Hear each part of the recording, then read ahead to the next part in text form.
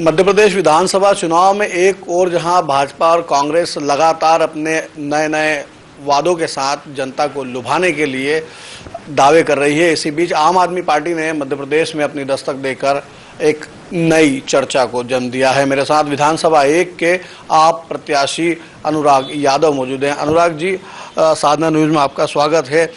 कितना टफ रहेगा विधानसभा का ये चुनाव आपके लिए? देखिए, टफ तो कुछ भी नहीं है। हम काफ़ी समय से डोर टू डोर जनता के बीच में जा रहे हैं।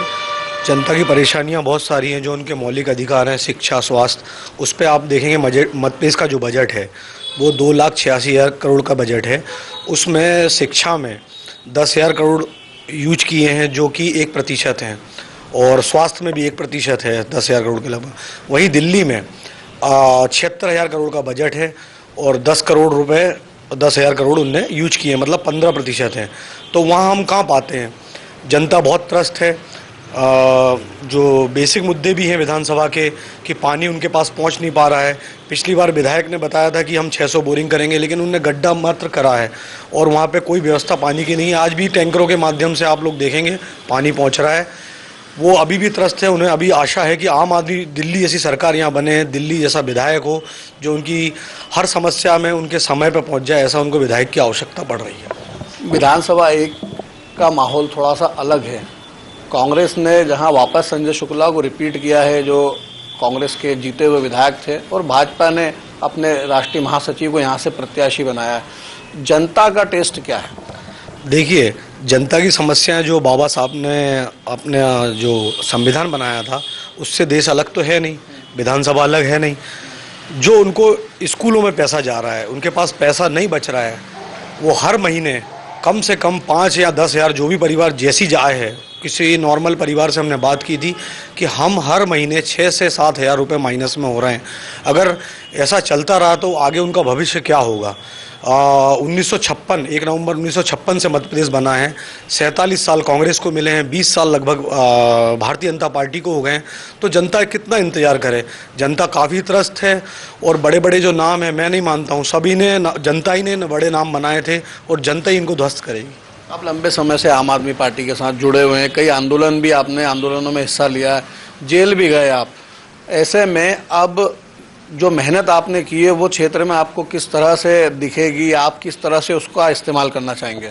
देखिए, अभी भी हम प्रचार में जा रहे हैं, डोर टू डोर मिल रहे हैं। कई जगह सड़कें नहीं बनी हैं।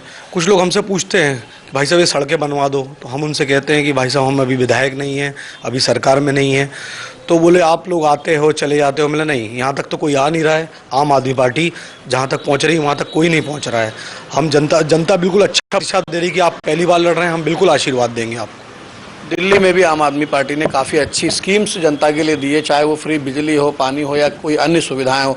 इंदौर में यदि आप जीतते हैं तो अपनी विधानसभा के लोगों को किस तरह से सुविधाएं देंगे या उनके काम कराएंगे?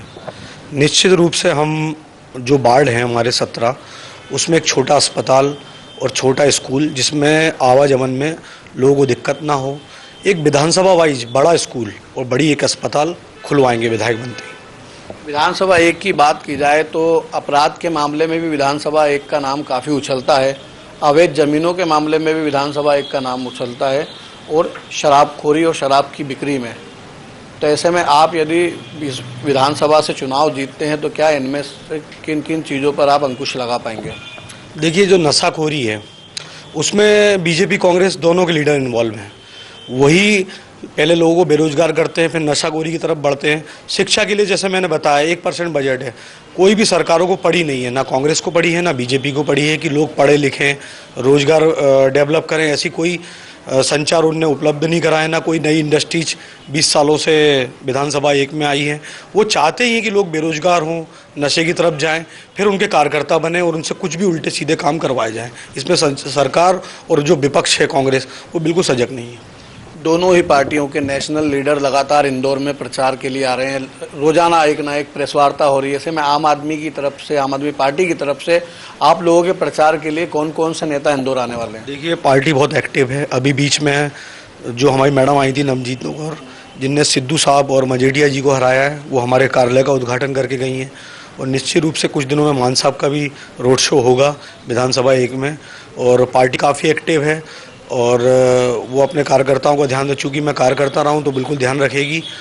दूसरा ये है कि नेगेटिविटी बहुत है बीजेपी कांग्रेस को लेके, चाहे वो मुस्लिम क्षेत्र हो, मुस्लिम क्षेत्रों में कोई काम इनने किया नहीं है। वो ये सोचते हैं कि स्वाभाविक से रूप वो अपना वोट उनको देंगे, मुस्लिम क्षेत्रों से उनको स्वाभाविक से ऐसा लगता है कि हमेशा उनका वोट पक्का है। अब हिंदू क्षेत्र में जितनी भी पब्लिक के पास डोर टू डोर जो जाते नहीं, समस्या नहीं देखते, हाँ पब्लिक को इकट्ठा करने के लिए कथाएं वो भंडारे चालू हैं। आपने देखा होगा दिल्ली में जो भी पार्टियां हैं भंडारे कराने बंद इसलिए कर दी कि लोग भंडारा तो खा लेते हैं लेकिन वोट आम आदमी पार्टी को देते हैं, क्योंकि वो उनका ही पैसा है जो प्रलोभन मिल रहे हैं। अभी आपने मीडिया के माध्यम से हमने देखा कि कैलाश जी ने कहा था कि जहाँ से 51,000 रुपये हम बूथ जीतने वाले को देंगे, तो 51,000 रुपये कैलाश जी के पास आते कहाँ से? भले वो महासचिव है तो महासचिव की कोई अलग से तनख्वाह या उद्योग तो है नहीं, तो ये सीधे निश्चित रूप से भ्रष्टाचार साफ साफ दिखता है। अब दूसरी तरफ संजय शुक्ला जी हैं, उनके पास भी उद्योग पहले से कहाँ से डेवलप हुए, क्या उनके पिताजी कोई गवर्नमेंट सर्विस या कोई बड़े उद्योग उनने जनरेट किए थे? ये अब सोचना पड़ेगा जनता को, और मीडिया को भी देखना चाहिए कि बड़े बड़े धनपति जो उनको बोल रहे हैं, साफ दिख रहा है कि जनता को पैसे से खरीदना चाहते हैं, उनकी मूलभूत सुविधाओं पे काम करना ही नहीं चाहते हैं, ना उनने कोई प्लान है उनके पास। अगर वो बता देते हैं, कैलाश जी महासचिव हैं, अगर वो कह देते कि जो हमारा आने वाली सरकार होगी उसका बजट शिक्षा का 15% होगा और स्वास्थ्य का 15% होगा, तो मेरा वोट भी उनको जाएगा। निश्चित रूप से उनसे दोनों से मुझे जवाब चाहिए। अगर वो 15% शिक्षा और स्वास्थ्य में बजट का यूज करते हैं तो निश्चित रूप से मैं समर्थन दूंगा और जवाब चाहूँगा कि अगर वो पक्का ये करते हैं तो मैं उनकी तरफ हूँ। दोनों ही पार्टियां अपने अपने वचन पत्र में कई लुभावने वादे कर रही हैं। ऐसे में आम आदमी पार्टी मध्य प्रदेश में किस तरह से अपने विचारों को या अपनी योजना को रखेगी? देखिए, केजरीवाल जी गारंटी देते हैं, घोषणा नहीं करते हैं। घोषणाएं तो मध्य प्रदेश में 20 साल से हो रही हैं और 47 साल कांग्रेस भी कर रही है, पर ये केवल चुनाव के समय घोषणाएं करते हैं, पटल रूप पे आ नहीं पाती हैं कभी भी। वो जनता भी जानती है, देश भी जानता है कि कांग्रेस और बीजेपी की स्थिति क्या है। इसलिए आम आदमी पार्टी को पूरा देश एक आशा की तरफ देख रहा है और नए नए लोग जो अच्छे दलों में अच्छे लोग हैं बीजेपी में, वो आम आदमी पार्टी में आ रहे हैं, कांग्रेस के भी लोग आम आदमी पार्टी में आ रहे हैं। कथाओं के बारे में आपने बताया कि कथाएं करा रहे हैं, भंडारे करा रहे हैं, दोनों ही दल, अब कांग्रेस भी इसमें शामिल हो गई है, कथावाचकों का सहारा लेने लग गए क्योंकि कथाओं में लाखों की संख्या में लोग आते हैं। क्या कारण है कि दोनों ही दल, अब कांग्रेस भी इस रेस में शामिल हो गई है, कथा की रेस में? देखिए, कथा कराने का काम साधु संतों का है। विधायक अपना काम करे तो उन्हें कथाएं शायद कराना नहीं पड़ेंगी, वो इतना प्रचार भी नहीं करना पड़ेगा, ना 51,000 जो बूथ का बोला है उनको इस तरह की घोषणाएं नहीं करना पड़ेंगी। वो बोल सकते कि मैं जनता में आ रहा हूँ, मेरा जो बजट इस शिक्षा के लिए जो मैंने अभी बात की है कि इतना रहेगा। जनता निश्चित रूप से, देखिए पुरानी पार्टियाँ हैं लेकिन उनकी नियति नहीं है जनता का काम करने की। वो चाहते लोग बेरोजगार हों, लोग अशिक्षित रहें, कि हमको वोट देते रहें। यही काम जब से देश आज़ाद हुआ तब से ये चल रहा है। अनुराग जी, आपने कहा कि भाजपा और कांग्रेस दोनों को लेकर काफ़ी नेगेटिविटी है, ऐसे में आपको इन दोनों की नेगेटिविटी का कितना फ़ायदा मिलेगा?